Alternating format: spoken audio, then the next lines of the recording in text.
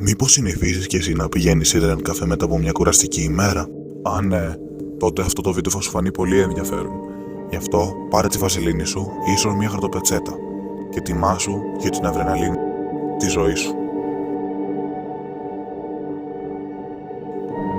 Ήταν 23 Δεκεμβρίου του 2013. Εκείνη τη μέρα είχαν κλείσει τα σχολεία και έτσι είπα να βγω με τους φίλους μου. Αλλά γιατί όλοι είχαν γρήπη, είπα να πάω εγώ σε ένα ίντερνετ καφέ, καθώς εκείνη την εποχή δεν είχα καλό υπολογιστή. Εκείνη την ημέρα, οι φίλοι μου είπαν για ένα νέο ίντερνετ καφέ που είχε ανοίξει κοντά στην περιοχή μου. Χωρίς να το πολύ σκεφτώ, επειδή έκανε κρύο και ήταν πολύ πιο κοντά, αποφάσισα να πάω στο συγκεκριμένο.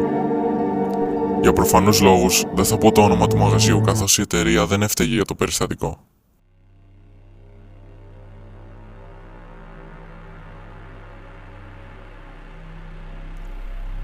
Όταν ήμουν έξω από το μαγαζί, άκουγα φωνές και γέλια από μέσα.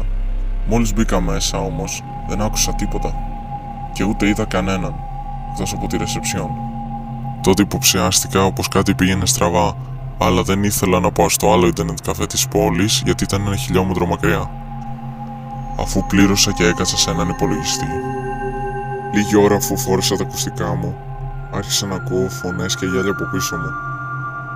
Θα σας θυμίσω ότι η ώρα ήταν 6 το απόγευμα, οπότε δεν μου φάνηκε πολύ περίεργο και νόμιζα ότι μπορεί να ήταν κάποιος που έμενε στην πάνω πολυκατοικία.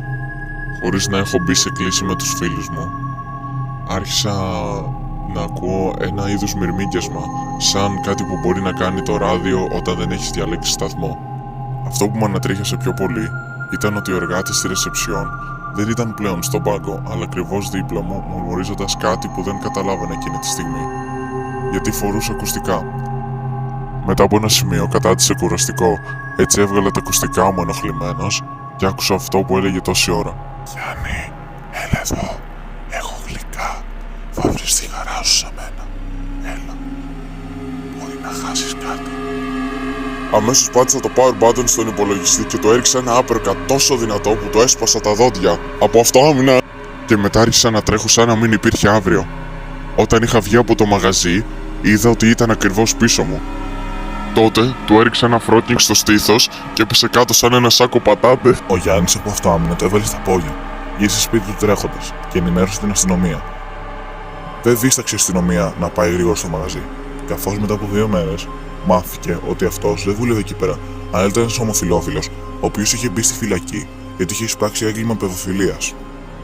Τι θέλαμε να σας πούμε από αυτή την ιστορία, να είστε ομοφοβικοί? Από αυτό άμυνα.